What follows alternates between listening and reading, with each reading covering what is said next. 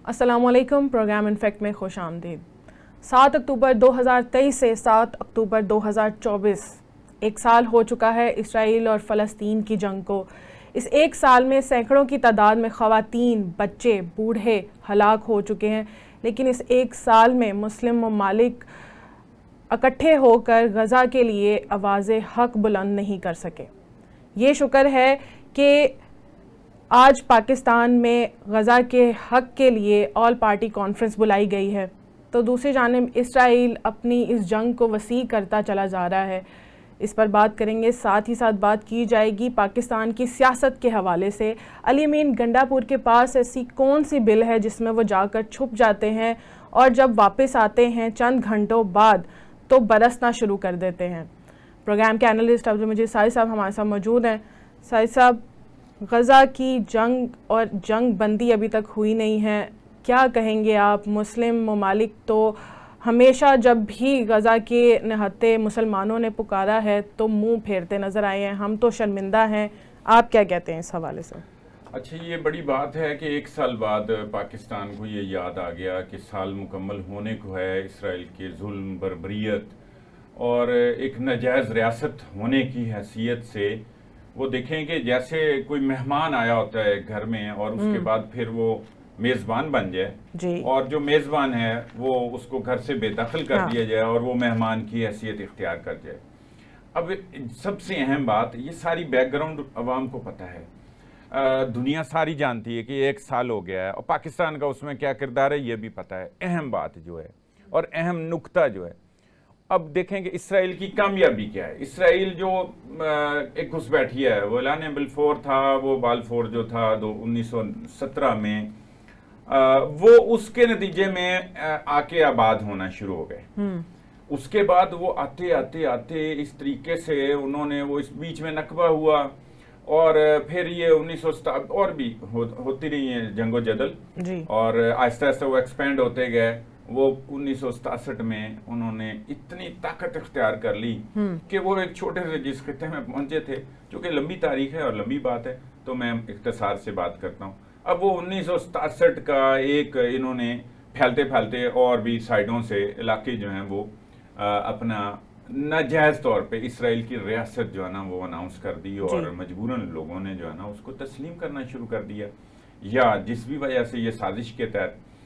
अब ये देखें कि जो रियासत का मालिक नहीं है, जो जिसका वहां से जिसका कोई हक ही नहीं है, उसको कायदे आज़म भी एक नाजायज बच्चा करार देते थे पाकिस्तान से पहले और पाकिस्तान के बाद भी। इस बात को जो मैं पॉइंट आउट करना चाह रहा हूं कि असल में तो वो फलस्तीनियों का इलाका है जी, और फलस्तीन वहां आबाद थे, बैतुल मक़दस है हमारा वहां पर, ठीक है जी, और हमारे ईमान का हिस्सा है। वो इतना करते करते इस नतीजे पे कौम को, दुनिया को ले आए कि अब हम क्या कह रहे हैं कि ये दो रियासती हल है, यानी उनकी रियासत को तो हम मान चुके ना, तस्लीम कर चुके कि वो तो हैं, मगर हमें भी दे दें कोई थोड़ा सा हिस्सा।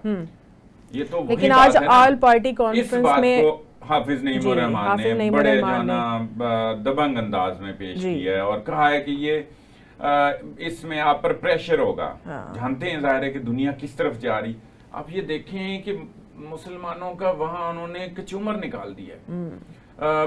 वहां कोई बस जो बच गया है, बस बच गया है इत्तेफाक से, या अल्लाह ने, हम किस्मत कहते हैं ना अल्लाह की तरफ से, वो बच गया है। वरना 42,000 लोग जो हैं वो गाजर मूली की तरह काटे गए हैं। उनमें बच्चे भी शामिल हैं, खवातीन भी हैं, डॉक्टर्स हैं, पैरामेडिकल स्टाफ है, अक़वाम मुत्तहिदा के जो वहाँ जो पनाहगज़ीन के लिए काम करते हैं, वहाँ जो उनके जो कमेटीज हैं वो उनको भी मारा गया। और वो देखें, आपको पता है कि उस पर पाबंदी है अक़वाम मुत्तहिदा के सेक्रेटरी जनरल पे, और उनका बाइकाट किया हुआ इसराइल ने। अब उसके बाद तो अल्लाह मियां रह जाता है, बस वो उनको कह रहे हैं कि ये तो आप तो यहाँ घुस भी नहीं सकते, आप दौरा भी नहीं यहाँ कर सकते। पाकिस्तान में फ़लस्तीन के हक़ में सबसे पहले एहतजाज करने वाले भी हाफिज़ नईमुर रहमान ही थे साहिब साहब, और आज भी उन्होंने ऑल पार्टी कॉन्फ्रेंस में भी यही मुतालबा किया है हुकूमत से कि आप 2 रियासती हल निकाल दें इसमें से, और सिर्फ फ़लस्तीन को आज़ाद रियासत, ये आप एलामिया में शामिल करें। जी, बड़ी अच्छी बात, असूलियत बात की है, बुनियादी बात है। और ये बेशक पाकिस्तान हो दुनिया में, ये तो देखें इससे बड़ी साजिश और कामयाबी क्या हो सकती है कि वो अपने आप को मनवा चुका है। हाँ। अब इसका उसका तो एजेंडा ही पूरा हो गया। अब देखें दुनिया बेशक कर ले जो भी है, पाकिस्तान जो है ना, पाकिस्तान मैं कह रहा हूँ अरब ममालिक को भी छोड़ दें, पाकिस्तान जो एक नजरियाती रियासत और एक नजरिए की बुनियाद पर एक रियासत बनी, जिसको हम समझते हैं कि अल्लाह ने हमारे ऊपर करम किया है और हमें आज़ादी नसीब हुई है। अब हमसे ज्यादा कौन इस आज़ादी की कदर कीमत जान सकता है, पहचान सकता है। हम फलस्तीन की तरह कश्मीर में इसी तरह की सूरत फेस कर रहे हैं। बिल्कुल। और वहां भी मोदी इसी तरह इसराइल की तरह यहूदियों की तरह जो है वो अपनी आबादकारी कर रहा है। और उसने जो है ना 5 साल पहले अपने आइन में अमेंडमेंट करके उसको अपना हिस्सा डिक्लेयर कर दिया, उसकी आईनी हैसियत ही खत्म कर दी है। और वो अब इस वक्त एक आध जिले के अलावा बाकी सारा हिस्सा जो है ना वो इंडिया का हिस्सा, उस पर अक़वाम मुत्तहिदा खामोश है। इसकी करारदादें मौजूद है अक़वाम मुत्तहिदा, वो उस पर अपना, मैं कह रहा हूँ वो तो उनकी सुनता नहीं, उनके सेक्रेटरी जनरल को कह रहा है कि इधर देखना भी नहीं है, घुसना भी नहीं है, तुम पर पाबंदी है, तो वो क्या अमल दरामद कराएगा। अब इस वक्त एक तो ये गनीमत है कि पाकिस्तान में 7 अक्टूबर 1 साल बाद, शुक्र है 1 साल बाद जाके उन्होंने कहा कि ये मौका हाफिज नईमुर रहमान कैश करा जाएंगे, तो हम क्यों ना हम भी जो है ना एपीसी बुला लें। वरना साल में हुकूमत ने क्या किया, मुजाहिरीन जो गजा के लिए निकले, एपीसी में तमाम पार्टीज तो आई हैं लेकिन पीटीआई नहीं शरीक हुई साहब। अब पीटीआई को क्यों शरीक होना था? पीटीआई को फलस्तीन का कोई दर्द नहीं, क्या दर्द है उनको? पाकिस्तानियों का दर्द है। अब पाकिस्तान से उनको कोई गर्ज है? जो भी 4 अक्टूबर 5 अक्टूबर को हुआ है, जो हमने देखा है, तो आप मुझे बताएं कि फलस्तीन तो बहुत 7 समंदर पार हैं और उसमें उन्होंने शिरकत क्यों करनी थी? उनको एक मौका मिल गया। पहली बात तो ये कि यही 7 अक्टूबर और यही जो समिट होने वाली SCO, इसको सबूत आज करने के लिए तो ये इनकलाब की कॉल दी गई थी और इस्लामाबाद को फतह करने की कॉल दी गई थी। वो कॉल, चूंकि इमरान खान तो अब मीडिया पे आ नहीं सकते, तो वो चूंकि उनको बैक करते हैं अलीमीन गंडापुर को और अलीमीन को उन भी करते हैं, तो वो अलीमीन गंडापुर ने जो कॉल दी, जो उनका वीडियो पैगाम था कि हम इनकलाब की तरफ चले गए हैं, अब कोई मजाकरात नहीं। और इनकलाब की कॉल दी, लेकिन कोई लीड करने वाला तो वहां पर क्यादत में से मौजूद नहीं था। अली अमीन गंडापुर तो पता नहीं कौन सी बिल, वो मैंने आपसे पूछना है कि कहाँ पर जाके वो छुप जाते हैं कि उन ना वो मिलते हैं किसी को, ना उनको कोई ढूंढ सकता है। लेकिन वो अचानक ही पहले जब गए थे तो 8 घंटे बाद वापस आ गए थे, अब वो 24 घंटे बाद वापस आए, 24 से भी ज्यादा, और आते ही वो बरसना शुरू कर देते हैं। तो साहब साहब कौन सी ऐसी उनके पास बिल है और वो चले जाते हैं वहाँ से? देखें वो उनका कमाल है, और फिर ये कि कमाल ढिठाई से जिस तरह वो फिर बात करते हैं, और उससे भी ज्यादा मैं अलीमीन गंडापुर को कुछ भी नहीं कहना चाहता। मैं कहता हूँ उसका कोई कसूर नहीं है, कसूर हमारा है, उस कौम का है जो पीटीआई को हर तरह से एक्सेप्ट करते हैं। और बुग़्ज़ मुआविया में वो चाहे वसाइल जो है ना केपी हुकूमत के वो उठा के इस्तेमाल करें इस्लामाबाद को फतह करने के लिए और वहाँ जनाब इनकलाब लाने के लिए, और फिर भी हम इसको जायज करार देंगे। और वो जिस तरह क्या इनकलाब ऐसे आ जाते हैं कि आप उनको लीड ना करें? आप बांग्लादेश वाली सूरत हाल यहाँ पर बनाना चाह रहे थे कि कोई भी लीड ना करे, अवाम खुद ही निकले, अवाम खुद ही तशद्दुद का शिकार हो, खुद ही रेंजर से पुलिस से निपटे, और हम सिर्फ घर बैठ के या बैक हैंड पे हम सिर्फ तमाशा देखें। जी ये भी जाहिर है, इस तरह का जो उन्होंने जाहिर किया है, इसका तो मतलब यही है कि इस तरह का ही कोई माहौल बनाना चाहते थे कि अवाम फिर बेकाबू हो जाएं, वो खुद कंट्रोल संभाल लें, क्योंकि वो तो जेल में है।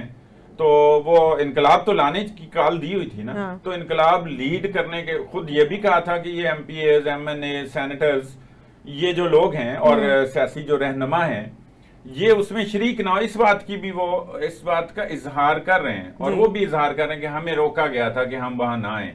तो फिर इसका मतलब है कि एक लीडर लेस अवाम जो होती है वो तो जाहिर है फिर इंतशार ही फैलाती है। आप वहां ना आए तो फिर उनको लीड किसने करना था? बस वो लीड संभालना किसने था? अली अमीन गंडापुर कर रहे थे। अच्छा, हाँ, और किसने करना था? तो वो तो खुद वहां से चले गए। तो बस वो मंसूबे के मुताबिक उन्होंने जो करना था वो किया, और उसके बाद वो नमूदार हो गया। जो तय था, जिस तरह से करना था इनकलाब, ना तो इस तरह आते हैं जी, ना कोई इनकलाब इस तरह आया है। इनकलाब चीन को देख लें, इनकलाब रूस को देख लें, इनकलाब ईरान को देख लें, और अगर हम शुरू की बात करें इनकलाब नबवी भी तो हुआ था, तो कितनी देर लोगों को जो है ना वो पहले टीच किया जाता है, कितनी सोबतें बर्दाश्त की जाती हैं। और हम देख लें नेल्सन मंडेला को देख लें और बड़ी बड़ी मिसालें, वो 40-40 साल जो है ना वो एक नजरिए सोच के लिए वो जेलों में भी बंद रहे हैं जी। और उनको जो है ना उनकी आवाज नहीं निकलने दी जाती थी। तो लेकिन वो एक सोच के तहत उसके साथ चलते होते थे। ये नहीं है कि आप कहें कि जी हमने इनकलाब लाना है और खुद जो है ना वो केपी हाउस में बैठ जाएं। बज़ाहिर जो वो क्लेम करते हैं, मैं ये बात कर रहा हूँ, ये अगली कोई बात होगी तो फिर हम इसको डिस्क्लोज करेंगे। तो वो खुद केपी हाउस में बैठते हैं और जनाब कहते हैं कि मैं जो है ना वहीं रहा हूं, आप लोगों को तो मैं नहीं मिला, ये आपकी कारकर्दगी है, उल्टा ये कहते हैं। और फिर जो है वो वहां नमूदार होते हैं और वो कहते हैं कि मैं 12 अजला कसम उठा के कहते हैं कि इस्लामाबाद से पेशावर तक पता नहीं कौन से 12 अजला जो हैं वो क्रॉस करके तो वो अबूर करके कहते हैं कि मेरे साथ 2 अफराद थे, मेरी जेब में पैसे नहीं थे, अगर मुझे कुछ हो जाता तो क्या होता।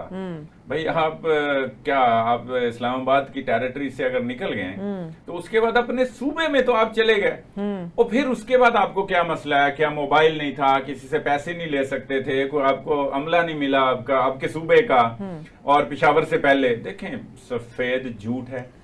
और अभी सर उतनी बात करते हैं अली अमीन गंडापुर की। अली अमीन गंडापुर जो है ना वो मंसूबे के तहत वो आए, जिस तरीके से चाइना चौक पहुंचे, डी चौक तो वो नहीं पहुंचे थे, चाइना चौक से वो सीधे केपी हाउस चले गए। वहां से उनकी मुबैना तौर पे इमरान खान से भी कल मुलाकात हुई है। अच्छा। वैसे तो एक फुटेज है हमारे पास, लेकिन वो हमने नहीं इसलिए चलाई कि वो कंफर्मेशन नहीं हो पा रही थी, लेकिन आज कई चीजें सामने आ गई हैं। अब इमरान खान ऑन बोर्ड हैं हर मामले में।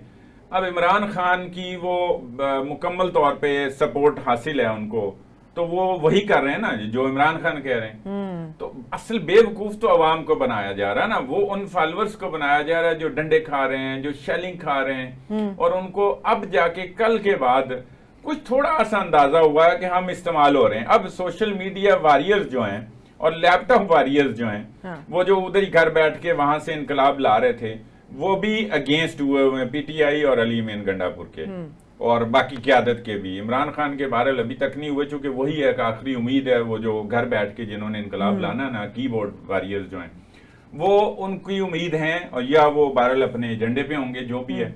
अब तक कहने का मतलब ये है कि ये एक्सपोज हो गए हैं। इससे पहले जितने जलसे हुए हैं उसमें भी लोगों की तादाद हमने देखी है, बेशक रुकावटें भी थी। तो अब इनकलाब की काल थी, तो इनकलाब में तो फिर रुकावटें नहीं देखी जाती होती, वो तो सारी रुकावट, तो वहां तो जान भी नहीं देखी जाती। तो अगर ये हाल है, अगर सैकड़ों या हजारों भी लोग आ गए, तो फिर इसका मतलब ये है कि पीटीआई के गुब्बारे से हवा निकल गई है, और बहुत बड़ी नाकामी है पीटीआई की इस मौके पे। इमरान खान को अब जो मैं असल अगली बात करना चाहूंगा, अब उनको अपनी स्ट्रेटजी तब्दील कर लेनी चाहिए। उन्होंने देख लिया इनकलाब की कॉल दे के भी, उन पे वैसे भी बहुत चार्जेस हैं, उनको जलसे करने की इजाजत क्यों नहीं दी जाती, क्योंकि उनका एक बैकग्राउंड जो है वो बड़ा वायलेंट सा है। सर, सब स्ट्रेटजी तब्दील कर लेनी चाहिए या लीडरशिप तब्दील कर लेनी चाहिए? तो इमरान खान ही फिर लीड कर रहे हैं। मैं कह रहा हूं कि इस वक्त तो अली अमीन गंडापुर लीड कर रहे हैं ना, अगर वो नहीं है तो उसके अलावा कोई भी लीड नहीं कर रहा, ना बैरिस्टर गौहर है, कुछ भी नहीं, ऐसी बात नहीं, इमरान खान ही है, वहाँ वन मैन शो। एहतजाज में तो हमने देखा कि अली अमीन गंडापुर नहीं है, तो बाकी पूरी क़यादत भी नजर नहीं आई। पहले भी नहीं थी ना, वो जुम्मे ही उनके लगाया था इमरान खान ने, और बाकियों को यही हिदायत थी कि आपने, चूंकि दूसरी तरफ उनको ये भी है ना कि हुकूमत पाकिस्तान जो है बीच में ही कोई ऐसी इजलास की को कॉल दे दे जिसमें वो अमेंडमेंट्स होनी है और ये लोग गिरफ्तार हों, तो किसके प्रोटेक्शन ऑर्डर हों, किसके ना करें, वो कोई पता नहीं है। तो ऐसा कुछ हो सकता है। वैसे तो असूली तौर पे, इखलाकी तौर पे और आईनी तौर पे उनको लाया जा सकता है वोटिंग के लिए या जो भी वहां बहस होनी है, लेकिन वो बहरहाल उनको इमरान खान ने ये कहा हुआ था, ये उनकी स्टेटमेंट्स चल रही हैं और खुद वो ओन भी कर रहे हैं इस बात को। तो अली अमीन गंडापुर के ही जुम्मे था कि ये इस तरह से इसको लीड करेंगे और वहां तक आए। तो अली अमीन गंडापुर ने मुआहदे के मुताबिक और इमरान खान से कमिटमेंट के मुताबिक इस्लामाबाद आ गए हैं ना, चाइना चौक तक आ गए हैं, उसके बाद केपी हाउस चले गए। सारी चीजों में इमरान खान ऑन बोर्ड है।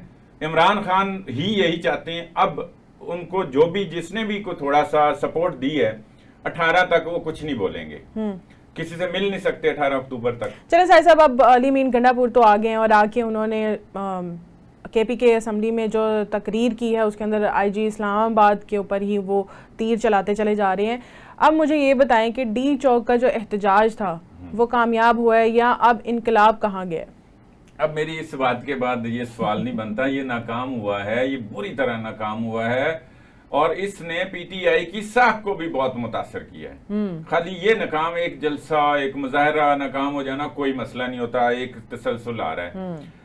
देखें वो तसलसल की एक वजह है, इमरान खान ने ये समझा माजी की तरह कि जैसे 2014 का धरना हुआ था और कामयाब धरना था, हर तरह की सपोर्ट थी उनको, आर्मी चीफ से भी जाके मिल रहे हैं, जनाब CJ के भी पैगामात आ रहे हैं, उन्होंने भी कहा फिक्र न करें हम कोर्ट के जरिए इनको नून लीग को नवाज शरीफ को नाअहल कर देंगे। वो एक पूरा एक पेज पर थे सारे इदारे, खास तौर पे जिनकी हम बात कर रहे हैं, वो उस भूल में हैं, वो उस भूल से उनको अभी भी यकीन नहीं आ रहा कि फैज हमीद गिरफ्तार हो चुके हैं। अच्छा।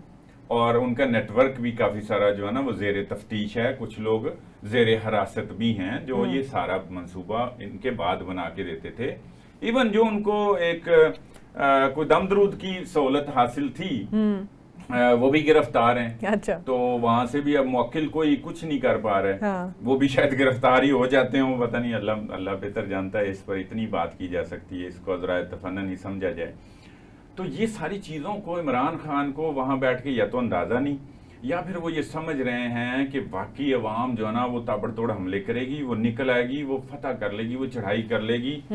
तो जो कुछ हो रहा था, मैं बिल्कुल इस हवाले से कायल हूँ कि एक तो वो मलेशियन वज़ीर आज़म आए थे उस दिन, लेकिन वो चले गए।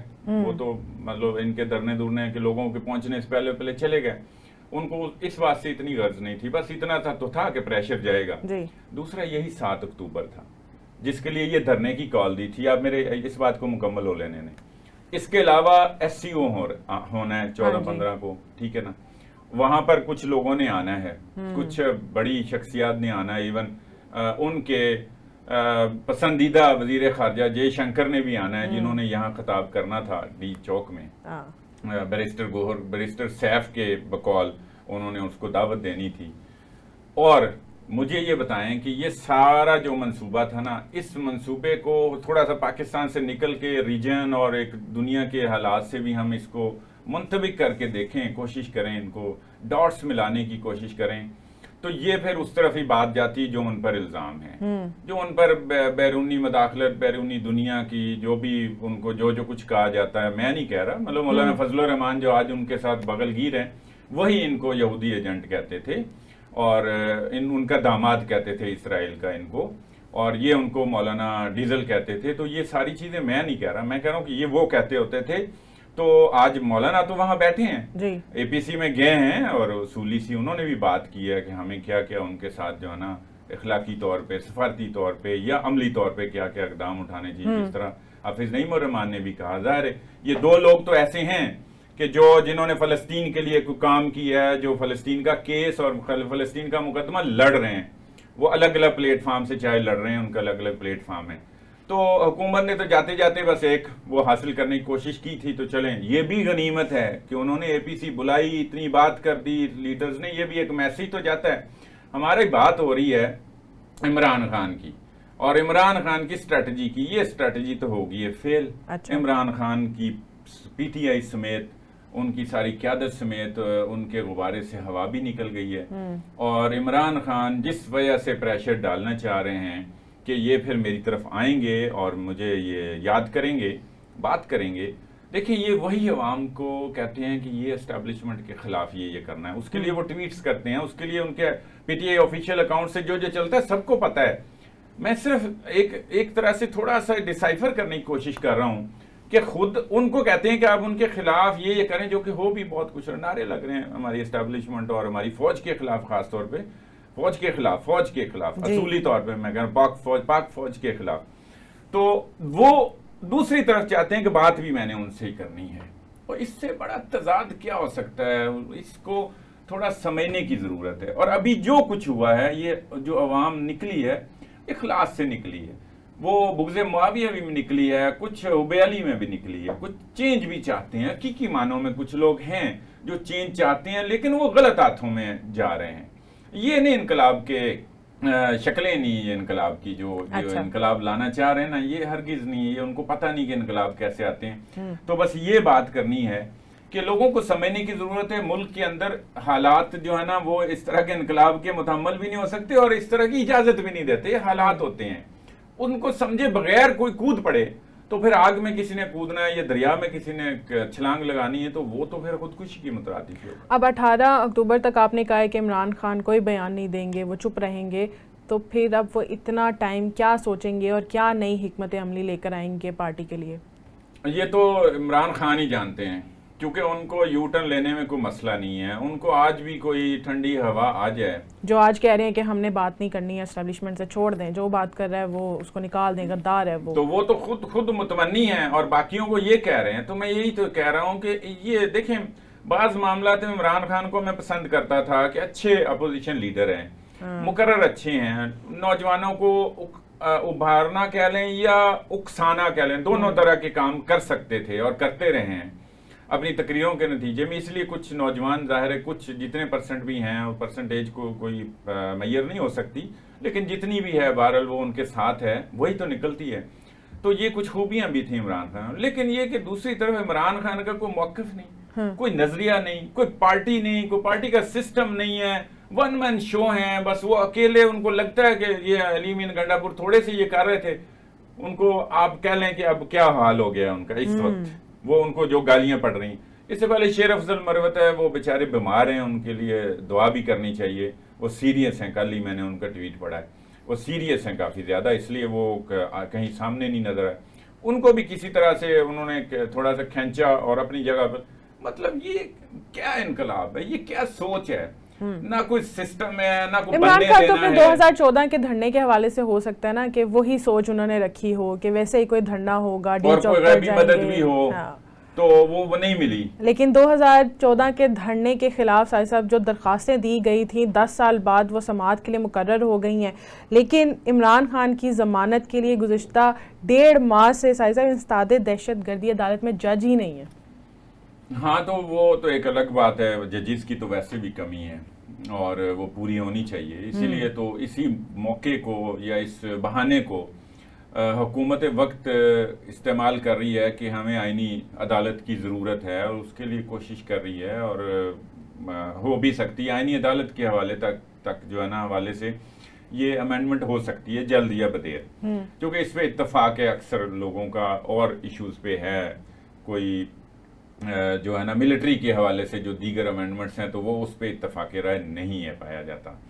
तो ये जो अब 10 साल बाद दरख्वास्त काबिल समाअत हो जाना ये है तो वाकई एक अचंबा और हैरान कुन बात है कि ये 10 सालों के बाद ये दरख्वास्त जो है ना वो काबिल समाअत करार पाई है। लेकिन पता नहीं, इसको अब आईनी माहिरीन ही के बता सकते हैं कि ये इसमें क्या इतने सालों के बाद दरख्वास्त को दोबारा से जिंदा किया जा सकता है या नहीं किया जा सकता। असूली तौर पे होना नहीं चाहिए। ये कौन से 10 साल, यहाँ तो 1 साल पहले के हालात बड़े मुख्तलिफ थे और 2021 तक जब पीटीआई थी वो बिल्कुल मुख्तलिफ थे।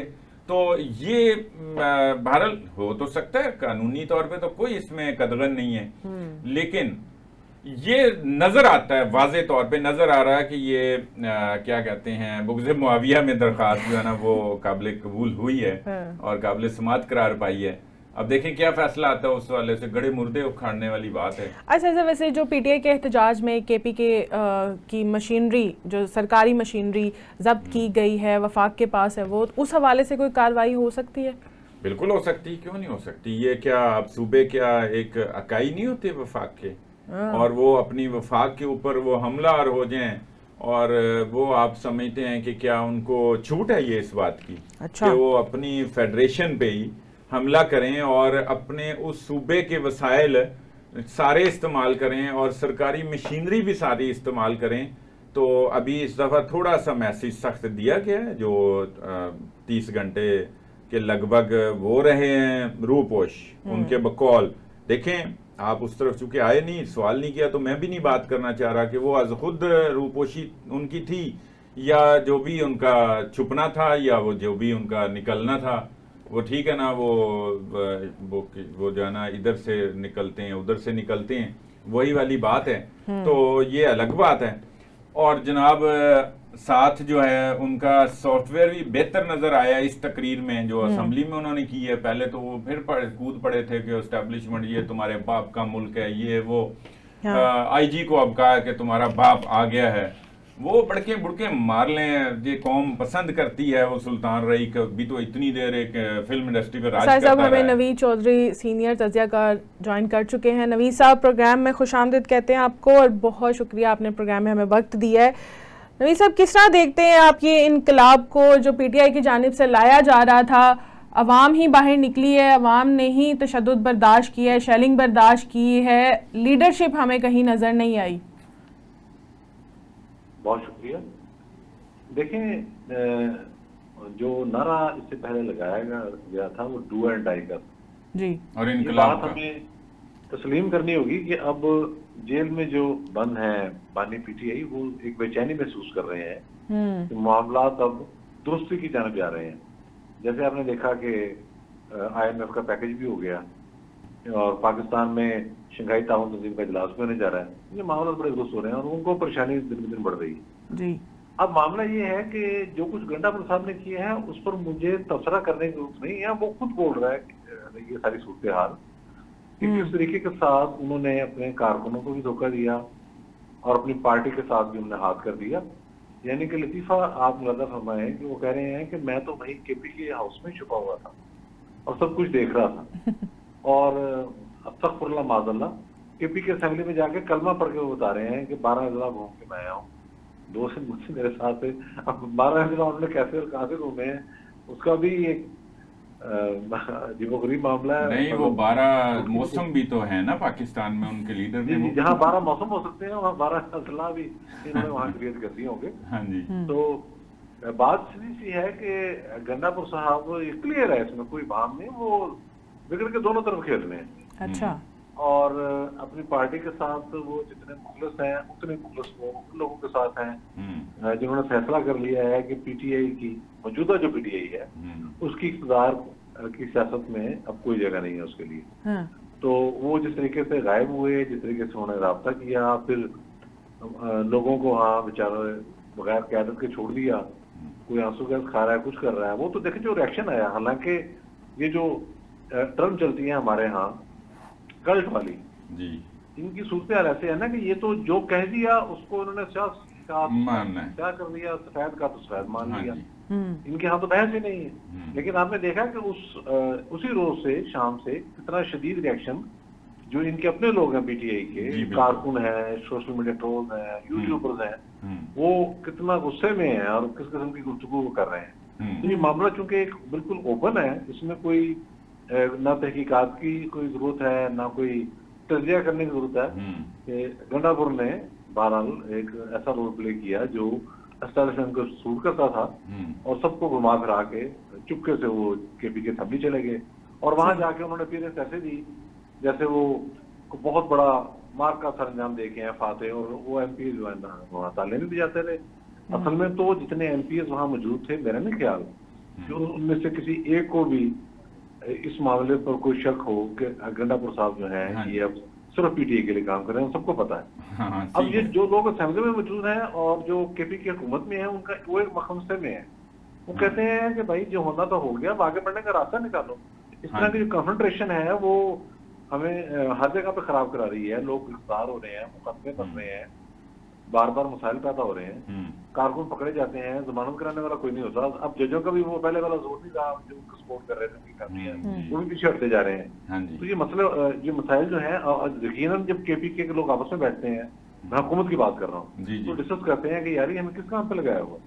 तो उन्होंने भी गंडापुर साहब की जो ये एक्टिविटी थी जो जाहिर है ओपन है, कोई डबल गेम है, उसको अप्रिशिएट ही किया उन्होंने कि चले बड़ा अच्छा किया, आप बजट जाके निकला है और लोग भी 1-2 दिन में। अच्छा, वो तो नवीद चौधरी साहब आपको पता है वो वन मैन पार्टी है, वन मैन फार्मूला डिक्टेटरशिप सी जैसे होती है, वो हमें पता है। हमने कितने सारे सियासतदानों को और पार्टी रहनुमाओं को हमने बड़ा स्टडी भी किया, पता है, इमरान खान का भी पता है, तो वो वहाँ बोलते नहीं है। अब क्या, अब इतने रिएक्शन के बाद अली मीन गंडापुर से इमरान खान कहेंगे कि भाई आपको स्टेप डाउन करना चाहिए या मैं आपको फारिग करता हूँ? इतने के बाद तो अब यही बनता है, अब तो वो वरना इमरान खान भी एक्सपोज हो जाएंगे। नहीं मुझे सर साहब ये बड़ी इंपॉर्टेंट बात है, लेकिन इसमें एक पहलू आप जो है ना उसको कतई नजरअंदाज ना करें जी। बिल्कुल वो वन मैन पार्टी है, जो उन्होंने कह दिया हरफ आखिर है, लेकिन ये हमें सोचना चाहिए कि पानी पीटीआई को भी अच्छी तरह से इल्म है कि उन्हें जिस किस्म का भी रिलीफ मिलना है। देखिए एहतजाज तो वो जब से तरीके अदम एतमाद उनके खिलाफ कामयाब हुई उससे करते आ रहे हैं, सुप्रीम कोर्ट की मदद से करते आ रहे हैं, फैज नेटवर्क की मदद से करते आ रहे हैं, लेकिन उनको भी पता है कि जब कोई ना कोई चैनल खुलना है तो अल्टीमेट उसमें किसी ऐसे बंदे ने काम आना है जो एस्टैब्लिशमेंट से भी रास्ते में हो। मैं यहाँ नरम लफ्ज इस्तेमाल कर रहा हूँ, लोग तो कहते हैं टाउट है ये गंडापुर साहब, और लोग भी हैं, ये अकेले नहीं है, माफ कीजिएगा, बहुत सारे लोग, मैं आपको पूरी जिम्मेदारी से बता रहा हूँ। जब इनकी हुकूमत थी तो एक दफा इन्होंने बानी पीटीआई ने जनरल फैज के खिलाफ को बात कर दी, मतलब ऐसे ही रवा रवी में को बात कर दी। थोड़ी देर में जनरल फैज मीत का इनको फोन आ गया, उन्होंने कहा कि देखें हमने वो पब्लिक में नहीं, सॉरी आपने एक मीटिंग में बैठकर बात कर दी, मीटिंग में नहीं करनी चाहिए। तो बाद में जब पता कराएगा तो पता चला कि कराची के जो एक बहुत बड़े उनके जानसार वजीर थे, मैं उनका नाम नहीं ले रहा, ठीक है, पता लगा कि उन्होंने फौरी तौर पर जाके बताया फैज मीर साहब को ये हुआ। तो अब अगर बानी पीटीआई ने को पता है कि मैंने जेल से बाहर भी आना है, मुझे रिलीफ चाहिए, मुझे एनआरओ चाहिए, मेरी बेटी से बाहर आएगी, मेरे और मसले भी हैं, तो अगर रहते भी जेल के अंदर चाहिए, जो धारा कम हो रही है, जैसे आज खबर आ गई कि 18 तक मुलाकात कोई नहीं होगी इनकी, 18 अक्टूबर तक, हाँ जी, तो वो उसी फर्द के जरिए होंगी जो एस्टैब्लिशमेंट से रास्ते में है जी, और इस वक्त दी बेस्ट चॉइस जो है इस हवाले से वो गंडापुरी तो है, और तो कोई ऐसा बंदा नहीं है जिस पर प्रोटेस्ट कर सकें। हाँ जी, तो मेरा नहीं ख्याल कि वो फौरी तौर पर ऐसा फैसला करेंगे कि गंडापुरी जगह फलां को ले आओ, लेकिन वो अब अगले को लाएंगे वो भी मिल जाएगा, जिसने अपना निजाम चलाना है वो पूरी रियासती मशीनरी और स्टेट के सामने रोज तो नहीं खड़ा हो सकता ना कि अपना सामान लेके आ रहा है, क्रेने लेके आ रहा है और तमाशा लगा रहा है। गवर्नर राष्ट्रीय ऑप्शन भी होती है, सेक्शन 194 भी है कॉन्स्टिट्यूशन के अंदर, और बहुत सारे मामला है, ठीक है, तो इतना आसान नहीं होता। तो मेरा ख्याल है कि वो सबर के घूंट पियेंगे, उन्हें पता है कि हमारा चूंकि मामला धरने और दंगे के जरिए कामयाब नहीं हो रहा, तो गंडापुर कोई ना कोई चैनल खोलने की कोशिश करेगा, दीवारों में सर टकराने के बाद कोई ना कोई रास्ता निकल आएगा। अच्छा, आवाम को आप समझते हैं कुछ तरह इस मौके पे पीटीआई के गुब्बारे से भी हवा जिस तरह निकली है, और जिस तरह कोई लीडर नहीं आया सामने और ऐसी चंद हजार जो भी जितने भी हैं, चलें अलग बात है, वो निकले, उन्होंने आंसू गैस भी बर्दाश्त की, कोई लाठीचार्ज भी बर्दाश्त किया, एक कीबोर्ड वॉरियर्स भी हैं जो घर में बैठ के इनकलाब भी ला रहे हैं और बड़े बड़े शदोमत से वो लगे हुए थे कि जैसे बस चढ़ाई हो जानी और इस्लामाबाद फतह हो जाना। इस तरीके से आपको कहीं आपका तजरिया क्या कहता है कि ये लोगों को के सामने ये एक्सपोज हुए हैं और वो कोई अब समझने की कोशिश करेंगे, जो कल्ट भी होता है जिस तरीके से, और खास तौर पे ये जो इनकलाब के बड़े मुतमन्नी हैं और मुतलाशी हैं? जी जी, इनकलाब वाला काम तो हो गया फारग, क्योंकि जो बैरूनी मुल्क बैठे हुए इनके ट्रोल्स, हाँ जी, पाकिस्तानी जनता ने भगवाया, हाँ जी, आप उनके ट्वीट्स पढ़ लें, उनके जो रिमार्क्स हैं वो देख लें, पाकिस्तान लोग उनके रिमार्क्स देख लें, वो सारे गंडापुर साहब पर तनकीद कर रहे हैं बहुत शदीद किस्म की। हाँ जी, इनकलाब वाला मामला तो कहीं भी नहीं है, और इनकी जो सियासत है जाहिर है वो डैमेज हुई है। जब आप ये तय करके आ रहे हैं कि डू और डाई, और उसके बाद आप आके केपी के उसमें, और उसके बाद मुबैना तौर पर बनीगाला में, उसके बाद उससे पहले मार्गला में एक गेस्ट हाउस के अंदर थे, मुज़ाकरा तो नहीं, वो ज़ाहिर हो तो पहले से तय था ना, जिस तरीके से है तय ही था ना, रास्ता दिया गया था, किया गया। अब जो लोग सड़कों पे मार खा रहे हैं तो जा रहे हैं, उन पर केसेस कर रहे हैं। इसमें मैं समझता हूँ कि ज्यादा रोल हुकूमत वक्त का है, इसमें हमें एस्टैब्लिशमेंट को मुर्दे निज़ाम में उठाना चाहिए। हुकूमत वक्त को चाहिए कि वो अपनी जो सियासी सरगर्मियां उनको बढ़ाए, बिल्कुल सही, चीजों की ऑनरशिप ले, उसमें सबसे ज्यादा जिम्मेदारी मुस्लिम लीग नून की है। देखिए आसिफ जरदारी साहब पीपल्स पार्टी की सियासत में आ गए, मौलाना फजल मान को सीटें नहीं मिली, आसिफ जरदारी साहब तो हुकूमत में भी हैं, उनको सीटें नहीं मिली, लेकिन उन्होंने अपनी पूरी पॉलिटिक्स बचाई, ना सिर्फ बचाई बल्कि आगे बढ़ाई और बहाल कर ली, इस ताकत के साथ वो खड़े हुए हैं। नून लीग जो है वो रिड्यूस होती जा रही है सियासी सरगर्मियों में हिस्सा ना लेके, तो इनका काम है कि जहाँ गैप पैदा हो, जहाँ जरूरत हो, वहाँ कंधा बनाए और सियासी ये जो स्पेस इनको मिल रही है उसे कैप्चर करें। अल्टीमेट दायरा इमरान साहब के बाहर आने का फौरी तौर पर कोई चांस नहीं है, काफी वक्त लग सकता है। उस दौरान अगर ये पॉलिटिकल पार्टी अपनी पंजाब के अंदर और इवन केबी के अंदर भी जाके काम करे तो ये स्पेस ले सकते हैं। स्पेस देने में मुजरमाना गफलत का मुजाहरा मैं हो रहा समझता है। हूँ हुकूमती जमात ने किया हुआ है, नून लीग की तरफ से हो रहा है। नून है लीग जी। की तरफ से। जी बहुत बहुत शुक्रिया। शुक्रिया नवीद साहब आपका। सर साहब, जिस तरह से आप बात कर रहे थे कि सरकारी मशीनरी इस्तेमाल की गई, हाँ जी, तो वैसे ही वफाक ने केपी के हाउस जो इस्लामाबाद में कायम है, तो सर साहब उसको भी तो सील कर दिया गया है। क्या ये सूबे में जंग करने के मुतरादिफ नहीं है? अच्छा वो नामुनासिब है ये, और इसको कह लें कि एक ऐसे मखासमत को बढ़ाने और अपना कथारसिस करने के लिए ये हरगिज़ नहीं होना चाहिए, और इस मौके पे नहीं होना चाहिए। अगर कोई इरेगुलेटरी है, कोई बेज़ाब्तगी है, तो ये पहले नहीं हो सकती थी। अच्छा। अब आपको लग रहा है कि ये जो है ना, ये लास्ट के मुताबिक केपी हाउस नहीं बना, क्यों? ये फिर पहले क्या कर रहे थे आप? बिल्कुल। तो ये बड़ा, मैं कहता हूँ, नाकिस किस्म का कोई काम ठीक है है। जिसने भी किया है, और बड़ा छोटे सतह का, छोटे ज़र्फ का कोई बंदा है जिससे ये करवाया जा रहा है। नाज़रीन, यहाँ पर लेते हैं हम ब्रेक, हमारे साथ रहिए। वेलकम बैक नाज़रीन। सर साहब, गुज़िश्ता रात कराची एयरपोर्ट के करीब हमला हुआ है जिसमें चीनी बाशिंदों की हलाकत हुई है, और उस हवाले से चाइना ने ये डिमांड की है कि तहकीकात की जाए इस वक्त, क्योंकि सर साहब मुल्क के अंदर भी एक गहमा गहमी फैली हुई है, और शंघाई ताउन तंजीम भी यहाँ पर मुनक्किद होनी है कॉन्फ्रेंस। तो सर साहब, इस वक्त में पाकिस्तान की सिक्योरिटी पर क्या ये सवालिया निशान नहीं है? तो सवालिया निशान है कि अंडरस्टूड बात है, और ये था कि इधर इस्लामाबाद पे तो चढ़ाई नहीं हो सकी, एक प्लानिंग ये थी सियासी तौर पे, और दूसरी तरफ कोई इन्हीं चीज़ों में आप कह लें कि देखें, सिंध से भी कोई 1000 पुलिस एहलकार आए हुए थे इस्लामाबाद, ये जनाब चढ़ाई को रोकने के लिए और इनकलाब को रोकने के लिए। अच्छा। नाम नेहाद इनकलाब को। तो फिर कहीं ना कहीं सिक्योरिटी लैप्स आ जाते हैं, अंडरस्टूड बात है, तो जो बढ़ जाती है, तो दुश्मन जो है वो इन चीज़ों का फ़ायदा उठाता होता है। अब आप कह लें कि इसका कौन जिम्मेदार है? बज़ाहिर तो हुकूमत ही है, और हुकूमत ही जिम्मेदार होती है। वो अपनी जिम्मेदारी से अब तहकीकात करके कोई सामने किसी को ला के कोई गिरफ्तार करके करारे वाकई सजा दे के ही होता बरा हो सकती है। लेकिन ये जो चढ़ाई करने वाले हैं, ये जो मुल्क में अफरा तफरी और उनकी तवज्जो इस तरह से रखनी, इनकलाब लाने की कॉलें देनी, और जनाब और पता नहीं इतने सारे अफगानी शहरी साथ रखना, उनसे असला बरामद होना, तो ऑब्वियस सा है कि फिर ऐसी चीज़ें होती हैं, हो सकती हैं। खैर, पाकिस्तान को अब जल्द से जल्द तहकीकात करनी चाहिए, चूँकि चाइना हमारा दोस्त है, और वो पोर्ट कासिम पे काम करने वाले जो है ना, वो अपने चीनी बाशिंदे थे, तो 2 वो जो है ना वो इसमें मारे गए हैं, एक पाकिस्तानी थे। तो ये इस तरह का धमाका इधर धमाका इस्लामाबाद में नहीं हो सका, तो वहाँ छोटा सा हो गया। अच्छा, यानी कि ये हुकूमती सिक्योरिटी का फेलियर नहीं है? नहीं, फेलियर है, अंडरस्टूड सी बात है। वो तवज्जो इधर थी ना, तवज्जो जो इधर बटी हुई है। तो फिर एक दिन पहले जो है वजीरिस्तान में भी 6 हमारे जो है ना फौजी जवान जो हैं वो शहीद हुए हैं, और 6 ही खारजी जो है ना वो भी मारे गए हैं। तो अगले दिन फिर ये हो गया, तो सारी तवज्जो इधर थी। तो इस तरह से लैप्स होते हैं फिर सिक्योरिटी के, और फेलियर्स होते हैं। अच्छा जी, आज साहब ऑल पाकिस्तान वकला कन्वेंशन भी हुआ है जिसमें काफ़ी धुआंधार तकारीर की गई हैं।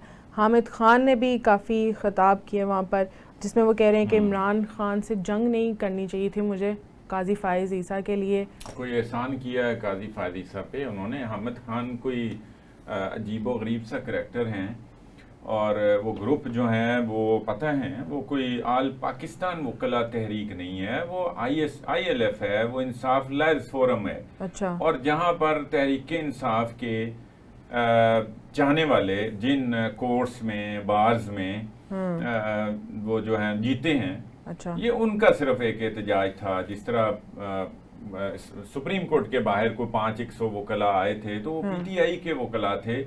इसको हम परेशान ना हो जाएं कि ऑल पाकिस्तान वकला कन्वेंशन, वो वही थे, वो उतनी तकसीम तो है, उससे क्या फर्क पड़ता है? कोई धुआंधार तकरीर कर दे, कोई आराम से कर दे, मकसद एक ही है कि इमरान खान को किसी तरह से निकालना है, बाहर लाना है, ताकि ये जो है ना, जो पीटीआई मरती जा रही है। कन्वेंशन में करारदाद भी तो मंजूर की गई है ना, क्या आईनी अदालत नहीं बनने देंगे, उसको मुकम्मल तौर पर मुस्तरद करेंगे। कोई मसला नहीं, वो कोई तमाम वकला नहीं है कि जो जिसको हम इतना बड़ा ये समझें कि वो करारदाद पास हो गई, कोई यूएनओ की करारदाद हो गई, नहीं। हाँ। ये तो एक तकसीम ऑलरेडी है। सही। और इस तरह से ही है जिस तरह से जितने के 1000 लोग लाहौर आ गए, जितने के 1000 लोग संगजानी चले गए, जितने 4 और 5 के नाम नेहाद इनकलाब के लिए निकले हैं, वो उतनी तकसीम है, उतनी वकला में भी तकसीम है। ठीक है, तो कोई मसला नहीं है वो करारदादें और ये वो चीज़ जो हुकूमत ने करना है वो करना ही है। ठीक है साहिर साहब, बहुत शुक्रिया आपका। नाज़रीन, ये था आज का प्रोग्राम, हमें दीजिए इजाज़त।